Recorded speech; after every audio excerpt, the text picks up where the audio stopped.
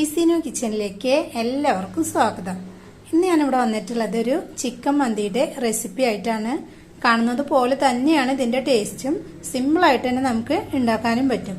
അപ്പൊ നമുക്ക് വീഡിയോ ഒന്ന് കണ്ടു നോക്കിയാലോ. ആദ്യം ചിക്കനൊക്കെ ഒന്ന് മസാല വരട്ടിയെടുക്കണം. അതിനായിട്ട് ഞാനിവിടെ 1.5 കിലോ ചിക്കനാണ് എടുത്തിട്ടുള്ളത്. അത് കുറച്ച് വലിയ പീസായിട്ട് ആണ് കട്ട് ചെയ്തിട്ടുള്ളത്.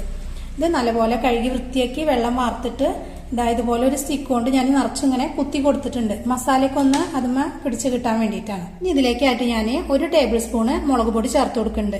നമ്മൾ മന്തിയുടെ ചിക്കനൊക്കെ കഴിക്കുമ്പോൾ തീരെ എരിവില്ലാതെ അല്ലേ ഉണ്ടാവുക. അപ്പൊ അത് കാരണം കൂടുതലായിട്ട് എരിവൊന്നും ചേർത്ത് കൊടുക്കരുത്. 1/2 ടീസ്പൂണ് കുരുമുളക് പൊടി. ഇനി ഇതിലേക്കായിട്ട് 1 ടീസ്പൂണ് മന്തി മസാലയാണ് ഇട്ട് കൊടുക്കുന്നത്.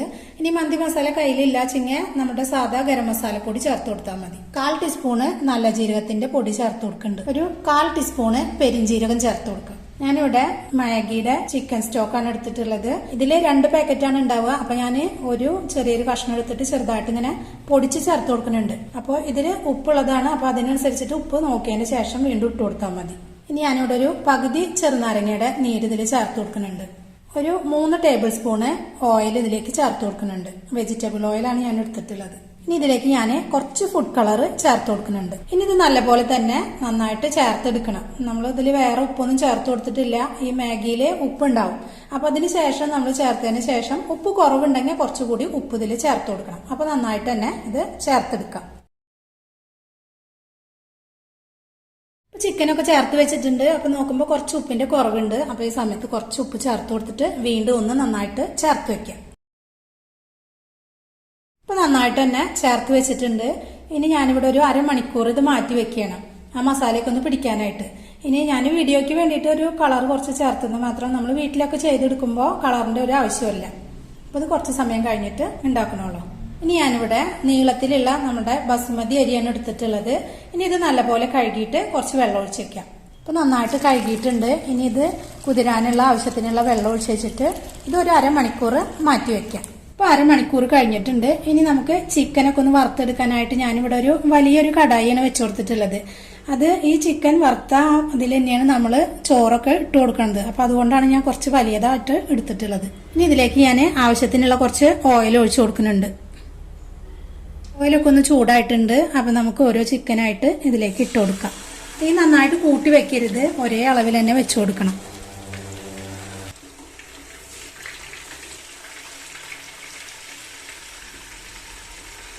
അപ്പൊ മുഴുവൻ ചിക്കൻ പീസുകളും ഇതിലേക്ക് ഇട്ട് കൊടുത്തിട്ടുണ്ട്. ഇനി ചെറിയ തീയിൽ തന്നെ ഇരുന്നിട്ട് നന്നായിട്ടൊന്ന് വെന്തിരിക്കട്ടെ. ഇനി ചിക്കനൊക്കെ നമുക്കൊന്ന് മറിച്ചും തിരിച്ചൊക്കെ ഒന്ന് ഇട്ട് കൊടുക്കാം. നമ്മുടെ ചിക്കൻ സ്റ്റോക്കും മന്തി മസാലയൊക്കെ കൂടിയിട്ട് ചിക്കനിൽ ചേർത്ത് വെച്ചപ്പോൾ നല്ലൊരു മണം വരുന്നുണ്ട്. ചിക്കന് നല്ലൊരു ടേസ്റ്റ് ഉണ്ടാവും അങ്ങനെ ചെയ്യുമ്പോൾ. അപ്പോൾ ചിക്കനൊക്കെ നല്ലൊരു പാകത്തിനായിട്ട് തന്നെ, കൂടുതൽ ഡ്രൈ ആവാതെ ഈ ഒരു പാകത്തിനായിട്ട് തന്നെ നമുക്ക് സ്റ്റവ് ഓഫ് ആക്കി കൊടുക്കണം. ചിക്കൻ ഈ പാത്രത്തിൽ തന്നെ വെച്ചിട്ട് നമുക്ക് അടച്ചു വെക്കാം. ഇനി ചോറൊക്കെ ഉണ്ടാക്കിയെടുക്കാനായിട്ട് നോക്കാം. ഇനി ഞാനിവിടെ വേറൊരു കടായി വെച്ച് കൊടുത്തിട്ടുണ്ട്. അരിയൊക്കെ ഒന്ന് വേവിച്ചെടുക്കാനായിട്ട് ആവശ്യത്തിനുള്ള കുറച്ച് വെള്ളം ഒഴിച്ചു കൊടുക്കുന്നുണ്ട്. ഇത് ഞാൻ വെള്ളം അളന്നിട്ടല്ല ഒഴിച്ചു കൊടുക്കണത്. ഈ അരി വെച്ചിട്ട് ഊറ്റിയെടുക്കാനാണ്. അപ്പോൾ കുറച്ച് വെള്ളം കൂടിപ്പോയാലും കുഴപ്പമൊന്നുമില്ല. എന്നാലും ഞാനിത് അരി വേവാനുള്ള പാകത്തിനുള്ള വെള്ളം ഒഴിച്ചു കൊടുത്തിട്ടുണ്ട്. ഇനി ഈ വെള്ളത്തിലേക്ക് ഞാനൊരു 6 ഏലക്കായ ചേർത്ത് കൊടുക്കുന്നുണ്ട്. ഒരു 2 കഷ്ണം പട്ട ചേർത്ത് കൊടുക്കുന്നുണ്ട്, ചെറിയ കഷ്ണങ്ങളാക്കിയിട്ട്.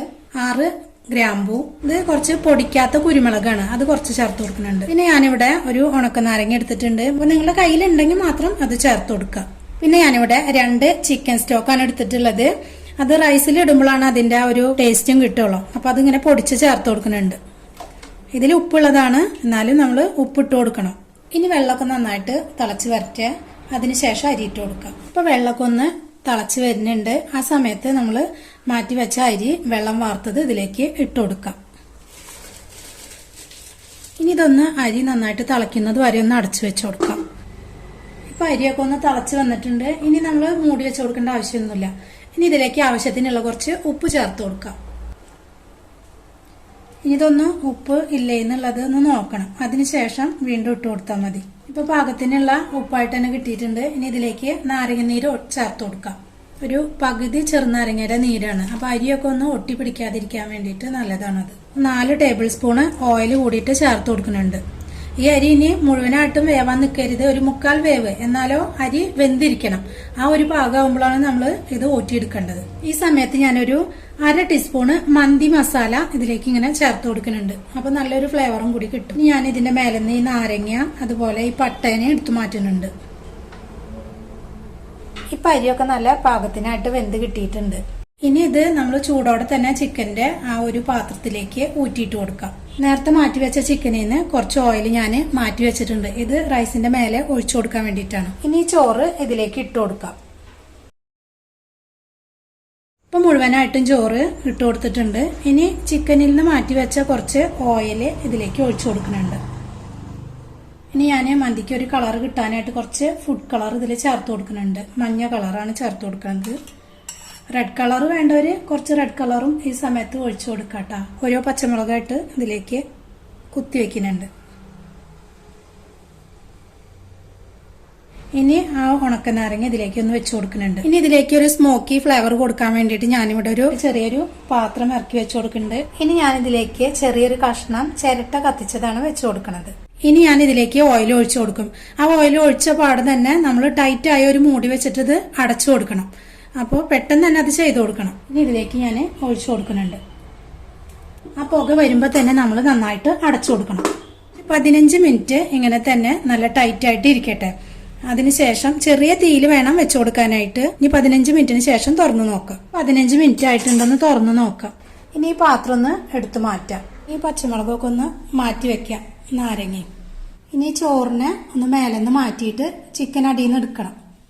അപ്പോൾ ചോറിനെ വേറൊരു പാത്രത്തിലേക്ക് ഒന്ന് മാറ്റി കൊടുക്കാം. ഇതിൽ നിന്ന് ചോറൊക്കെ എടുത്ത് മാറ്റിയിട്ടുണ്ട്. ഇനി നമ്മുടെ ചിക്കൻ എടുക്കാം. ചിക്കൻ മാത്രം ഒരു പാത്രത്തിലേക്ക് ഇട്ട് കൊടുക്കാം. ചിക്കനൊക്കെ ഇതാ നല്ല കരിയാതെ തന്നെ നല്ലപോലെ തന്നെ കിട്ടിയിട്ടുണ്ട്. ഇനി നമുക്ക് നേരത്തെ മാറ്റി വെച്ച ചോറ് ഇതിലേക്ക് ഇട്ടിട്ടൊന്ന് മിക്സ് ചെയ്തതിന്റെ ശേഷം നമുക്കൊരു പാത്രത്തിലേക്ക് മാറ്റി കൊടുക്കാം. മുഴുവൻ ചോറും ഇട്ട് കൊടുത്തിട്ടുണ്ട്. ഇനി ഇതൊന്നും എല്ലാം കൂടിയിട്ടൊന്ന് മിക്സ് ചെയ്തിട്ട് എടുക്കാം. ടേസ്റ്റി ആയിട്ടുള്ള ചിക്കൻ മന്തി റെഡി ആയിട്ടുണ്ട്. ഇതിന്റെ കൂടെ കഴിക്കാൻ ഞാൻ മയോണൈസ് ഉണ്ടാക്കിയിട്ടുണ്ട്, അതുപോലെ ഗ്രീൻ ചട്നി ഉണ്ടാക്കിയിട്ടുണ്ട്. ഈ ഗ്രീൻ ചട്നിയുടെ വീഡിയോ ഞാൻ അപ്ലോഡ് ചെയ്തിട്ടുണ്ട്. കാണാത്തവരുണ്ടെങ്കിൽ ഒന്ന് കണ്ടു നോക്കുക.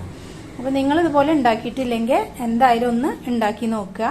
വീഡിയോ ഇഷ്ടമാവുകയാണെങ്കിൽ ഒന്ന് ലൈക്ക് ചെയ്യുക, ഷെയർ ചെയ്യുക. സബ്സ്ക്രൈബ് ചെയ്യാത്തവരാണെങ്കിൽ ഒന്ന് സബ്സ്ക്രൈബ് ചെയ്യുക. താങ്ക്